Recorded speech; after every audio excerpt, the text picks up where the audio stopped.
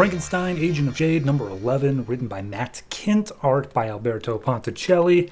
Last issue, we had Frankenstein looking for traitors, getting an informant, the informant saying something about it, Leviathan, and then because it's in some weird upside-down alternate dimension thing, Frankenstein was about to fall through the portal, uncloaked, and it would have killed him.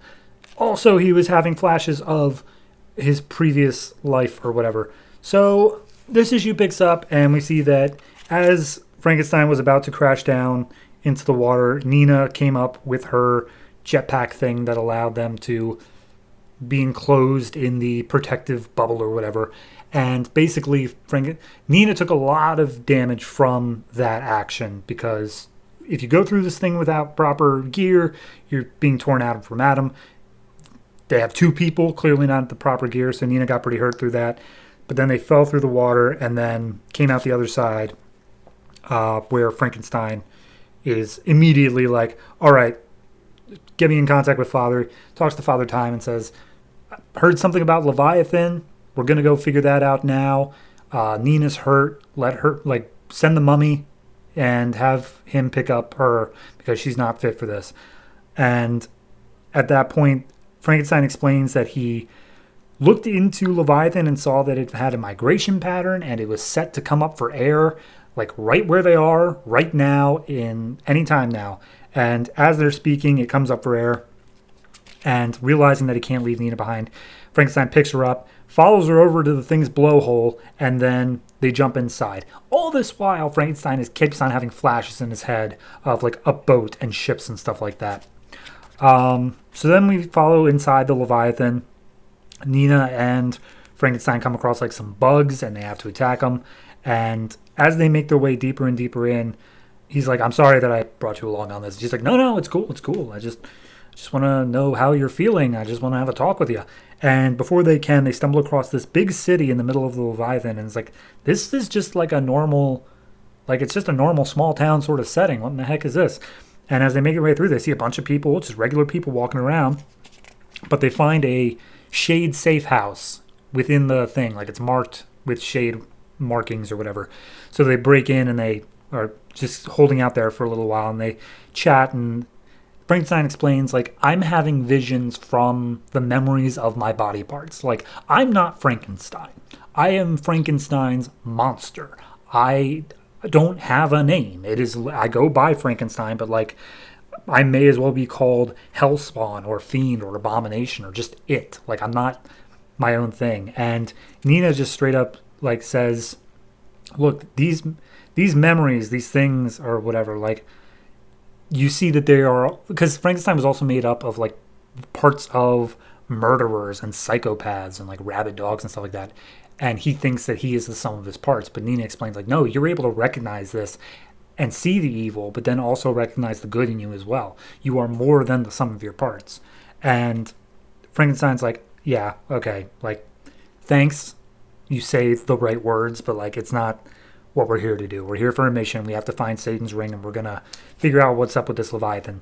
So Frankenstein puts on this disguise gear called Dr. Hyde, which allows you to look human, but then makes you angrier the longer you wear it. And we see somebody is watching him through some screens or something. And he goes down to the local diner, and he just goes up and talks to one of the locals saying hey, can you help me load something up in my trunk? And then he grabs the person and throws him up against the wall, being what is this place? Where's the Leviathan? What's going on? And the guy explains, we're all S.H.A.D.E agents. Everyone in this place is a S.H.A.D.E agent. This is where they send S.H.A.D.E agents who, know too much and are forced into retirement. They don't kill us. They just send us here. And we live out the rest of our days unable to escape. Eventually this Leviathan will die, and then we'll all die with it, but that doesn't happen for 1,000 years. So we're all just stuck here. And Frankenstein is okay, well, in that case, I'm going to go ahead and take down this Leviathan. So at that point, the person watching on the screens, Father Time as well, are crap. No, Frank, don't take, they can't get in contact with him, but no, Frank, don't take down the Leviathan. It's, gosh, damn it. And the guy who's watching is oh my God, he's going to kill my Leviathan. And we see him standing amongst a whole bunch of screens screaming. So yeah, I'm not entirely sure what is going on here. I was a little bit confused with the whole Satan's Ring thing last issue, just because with the memory flashes, that seemed to be like not the A plot, but at least the part that I was supposed to care about more. But now it seems like that was all just lead up to have Nina do this, like heart to heart with him, saying like, no, you're not a monster, you're your own person, sort of thing. And that's fine, I don't mind that, but because we had to keep dealing with that, I don't feel like I got a proper explanation as to what is actually going on. There's a traitor, we got that. It has something to do with Satan's Ring, but now all of a sudden we've pivoted to the informant on Satan's Ring and the traitors is in Leviathan, so Frankenstein wants to destroy the Leviathan. I'm unclear as to where the plot is really moving here. There is one cute little throwaway line here of that this particular S.H.A.D.E agent that he is interrogating found a island full of half robot, half animal creatures. And that's actually a reference to My Greatest Adventure, the Robot Man's part of that story, which was also written by Matt Kent. So having a little fun with his own stories, I suppose. Overall, I'm going to go ahead and give this one a 6.5.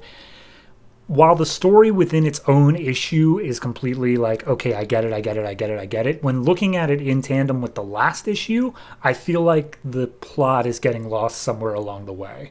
It's just a little bit like, are we dealing with the traitor thing? Are we dealing with the sea monster thing? Are we dealing with the Frank has memories thing? I don't know what we're doing here. The only connecting thread is the Frank has memories thing, but like, is that the important part? That felt like the B plot. So I don't know. 6.5. Hopefully it can pick up a little bit from there. Art's good though. Art is very good throughout.